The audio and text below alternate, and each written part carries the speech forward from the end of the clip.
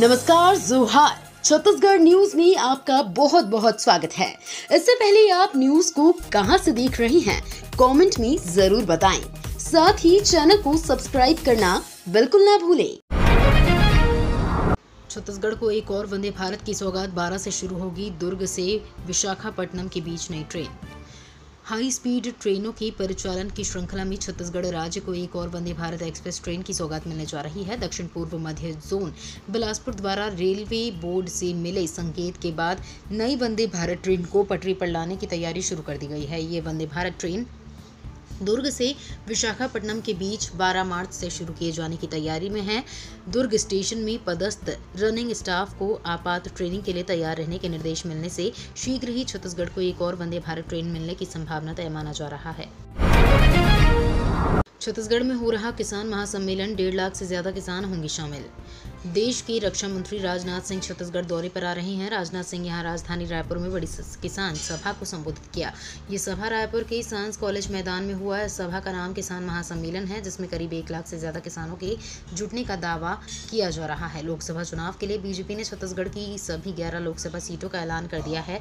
इसलिए सभी सभा को चुनावी बिगुल बजाने वाली सभा का भी नाम दिया जा रहा है। छत्तीसगढ़ में भी film article 370 tax free, CM Vishnu Deo Sai ने किया ऐलान। मध्य प्रदेश के बाद छत्तीसगढ़ सरकार ने बॉलीवुड फिल्म आर्टिकल 370 को लेकर बड़ा फैसला लिया है। मुख्यमंत्री विष्णुदेव साय ने अरुण गोविल और यामी गौतम स्टारर इस फिल्म को राज्य में टैक्स फ्री करने का ऐलान किया है। इससे पहले एमपी के सीएम डॉक्टर मोहन यादव ने आर्टिकल 370 फिल्म को टैक्स फ्री का फैसला लिया था। ये फिल्म जम्मू कश्मीर से आर्टिकल 370 हटाए जाने के फैसले पर आधारित है और बॉक्स ऑफिस पर खूब धूम मचा रही है। छत्तीसगढ़ में ग्रामीण क्षेत्रों के 9.80 लाख परिवारों की अपनी छत का सपना हुआ साकार।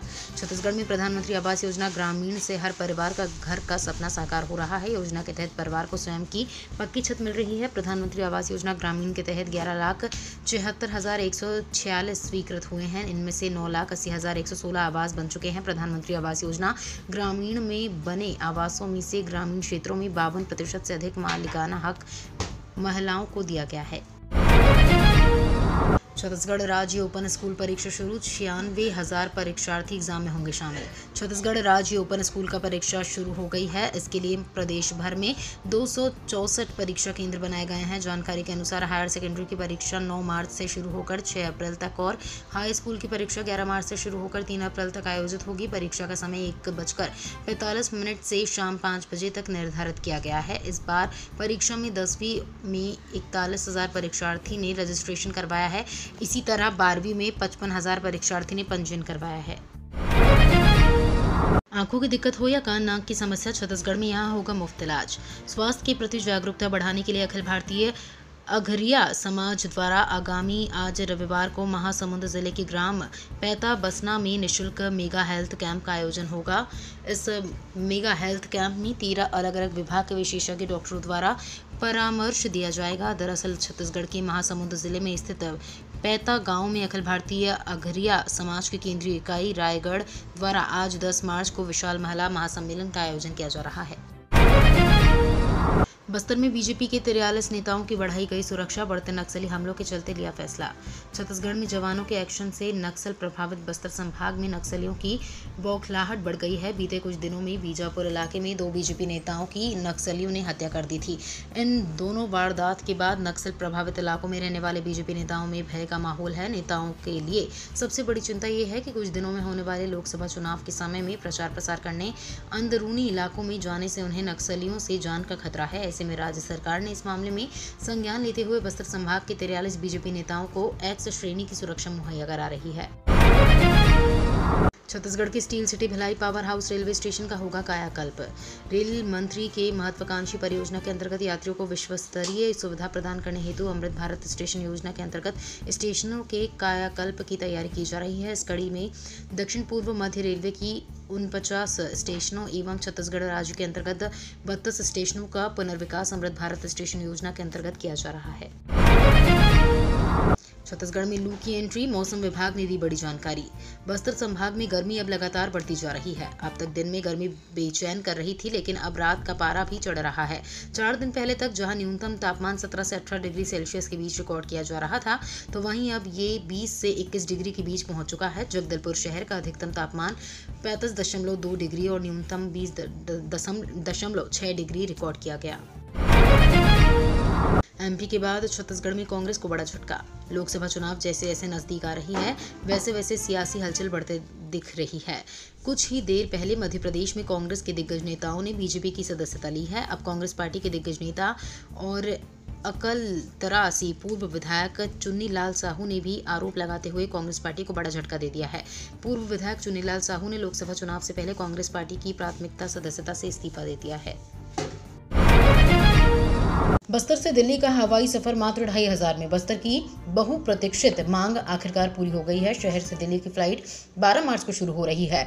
एलायंस एयर की फ्लाइट जबलपुर होते हुए दिल्ली जाएगी। सप्ताह में 2 दिन मंगलवार और शुक्रवार को फ्लाइट यहां से उड़ान भरेगी। जगदलपुर से यात्री 4 घंटे में दिल्ली पहुंच जाएंगे। इस सेवा की खास बात यह है कि आने वाले 3 साल तक बस्तर के लोग इस फ्लाइट से बेहद किफायती दर पर सफर कर पाएंगे।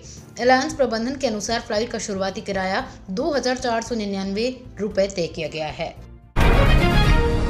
सीएम विष्णुदेव साय ने जनता को दी बड़ी सौगात। कंसाबेल और कुनकुरी में अतिरिक्त एम्बुलेंस सेवा की हुई शुरुआत। मुख्यमंत्री विष्णुदेव साय की पहल पर जशपुर जिले में 2 नई एम्बुलेंस की सुविधा शुरू हो गई है। मुख्यमंत्री कैंप कार्यालय बगिया में भाजपा जिलाध्यक्ष सुनील गुप्ता ने दोनों एम्बुलेंस को हरी झंडी दिखाकर रवाना किया। इन एम्बुलेंस सेवा का उपयोग कंसाबेल और कुनकुरी में गंभीर बीमारी से जूझ रहे और रेफर मरीजों को बड़े अस्पतालों तक पहुंचाने के लिए किया जाएगा। बता दें कि फिलहाल जिले में 108 की 14 संजीवनी एम्बुलेंस सहित अन्य योजना सहित कुल 34 एम्बुलेंस मरीजों की सेवा कर रही है। सड़क नहीं बनने पर फूटा ग्रामीणों का गुस्सा। लोकसभा चुनाव के बहिष्कार का किया ऐलान।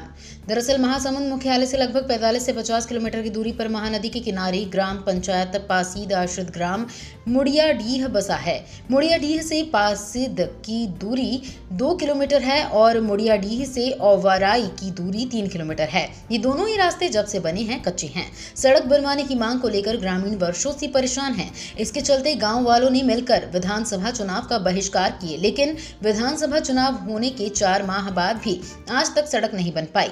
इससे आक्रोशित ग्रामीणों ने प्रेस वार्ता लेकर लोकसभा चुनाव का बहिष्कार करने की चुनौती दी है।